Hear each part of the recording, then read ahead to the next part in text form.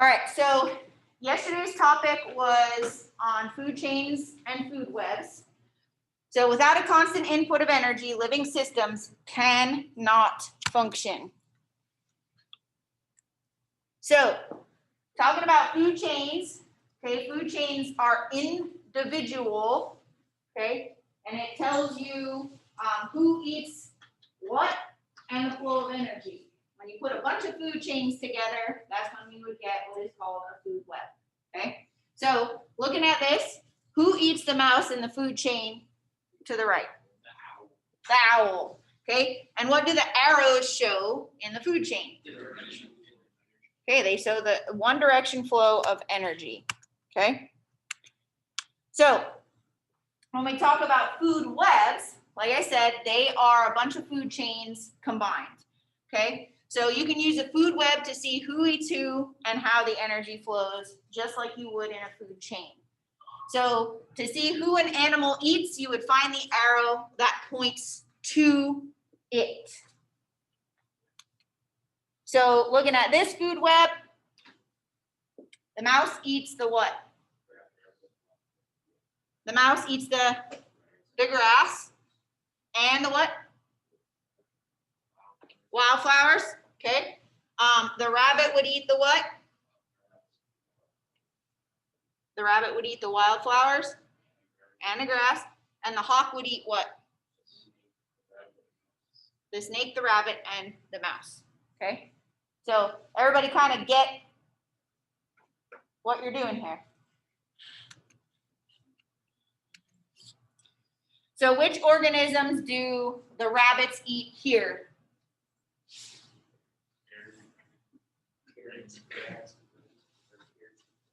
The rabbits eat the carrots, and what else? And the grass. Rabbits eat the grain,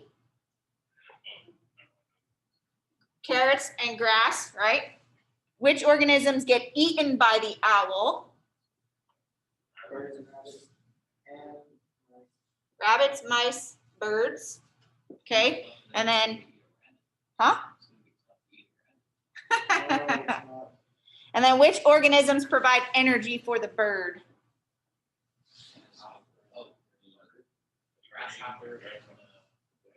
The grain and the grasshopper, right? Okay. So how do organisms actually obtain their energy? So autotrophs, and we've heard this word before, are organisms that make their own food, okay? So they get energy from the sun or from chemicals, okay? So photoautotrophs or chemoautotrophs are what they would be called, okay? So auto means what? Anybody? Self, okay? So organisms would make their own food. So the opposite is a heterotroph, and we've heard this term too.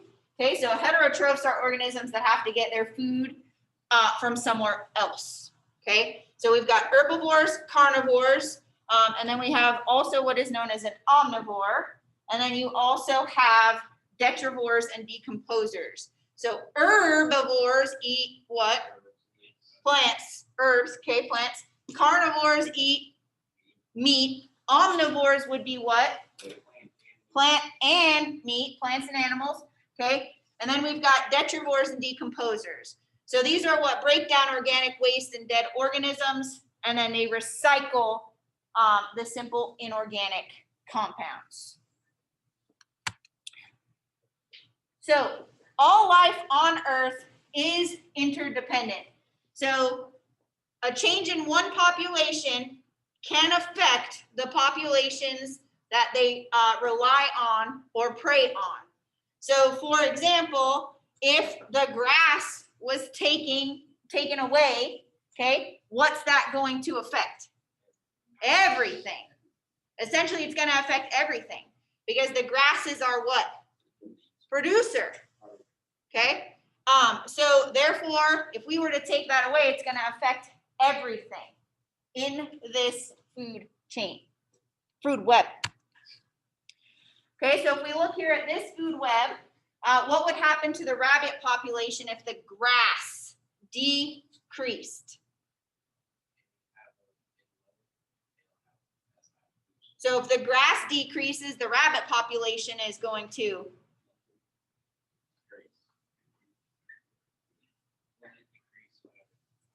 So if we have grass, right, and the grass decreases, okay, so the rabbits are also going to decrease because that's their source of what? Energy, okay? What would happen to the rabbit population if the grass increased? Okay, then they would also increase. What would happen to the hawks if there was an increase in snakes?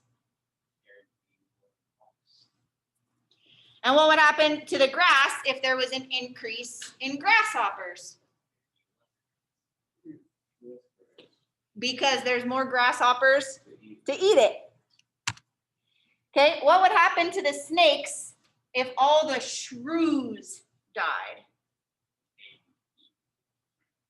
Huh? It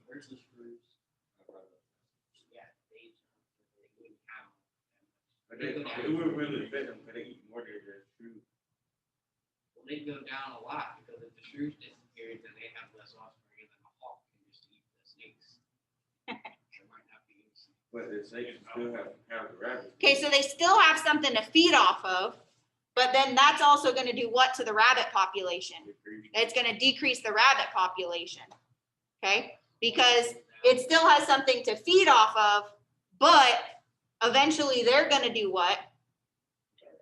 They would decrease too because They don't have options. right, okay? So if all the deer died, who would be most affected? The mountain lion. Nicely done.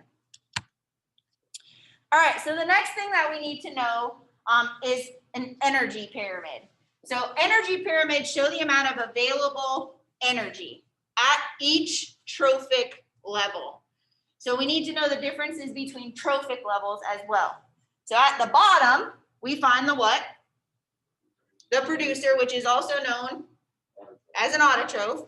And then as we move up, we move into the consumers, which are also known as what? Heterotrophs, okay? So producer autotroph, consumers are heterotrophs. And then as we move up, we go from primary to secondary to tertiary, and we would move until we get to our apex predator. So in this situation, in this example, the hawk would be the apex predator. So producers, what do you notice about them? And in the pyramid, just looking at it. They have the base section. They're at the biggest section, okay?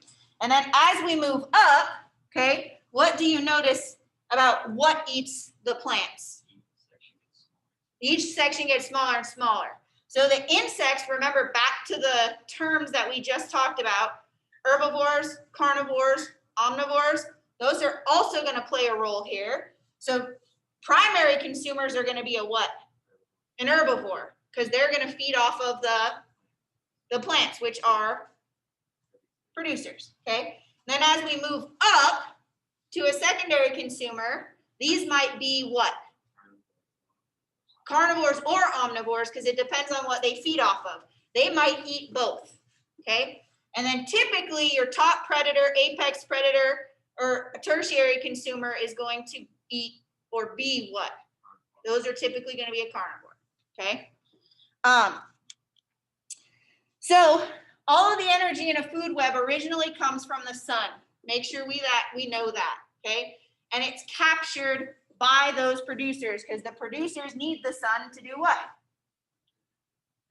To get their energy to be able to produce, make food, right? Make their own food. So producers have the most energy. So when we're looking at an energy pyramid, producers have the most energy. The next thing we need to know that we make sure that we know and understand this, only 10% of the energy is passed from level to level. Make sure you know this. 10% is passed on. 90% is lost. So if you are ever asked a question about this, make sure you read what it's asking for. Make sure you read whether it's asking what is passed on or what is lost, because that makes a big difference from 90 to 10. So 10 is what gets passed on to each level. 90% gets lost. And that 90% is either lost to respiration, movement, or heat. Okay? So the least energy is available at the highest trophic level, because who did we say has the most? The producers. So the producers have the most. So 10% gets passed on, 90% gets lost. So when we get to the top of our pyramid, that is who is going to have the least amount of energy. So if you were given, this shows a percentage, and you can look at it all different kinds of ways, okay? You're literally losing a 0 every time. So if this producer has 100%, okay, note that the primary consumer has what? 10, because we're losing 90% every time, right? And then we move from 10 to then 0.1. And if we were to go up another level, what would it be? 0.01. Very good. Okay. So why can we say that organisms are very inefficient machines? What do you think? They don't get much energy as they go on. Okay. So a lot of it is lost, right?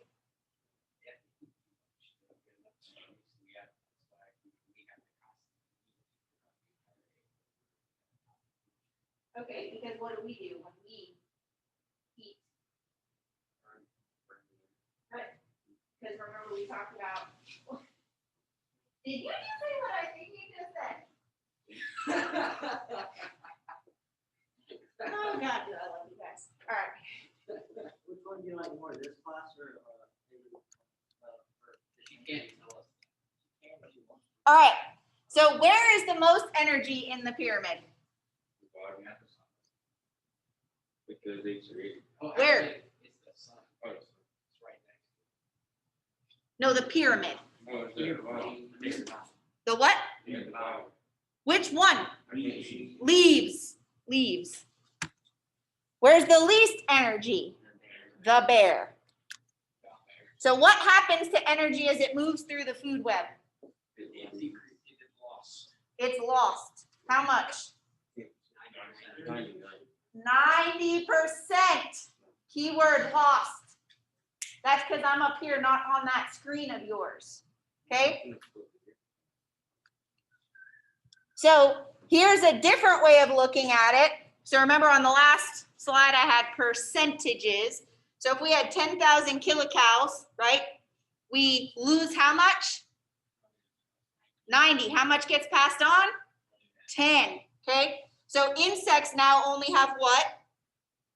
1,000. Birds would be what? The fox and the bear, 1. Good job. So that other 90% we said is lost as heat. It can also be respiration or movement. Okay? The bear doesn't get just 1 calorie. That's a kilocal.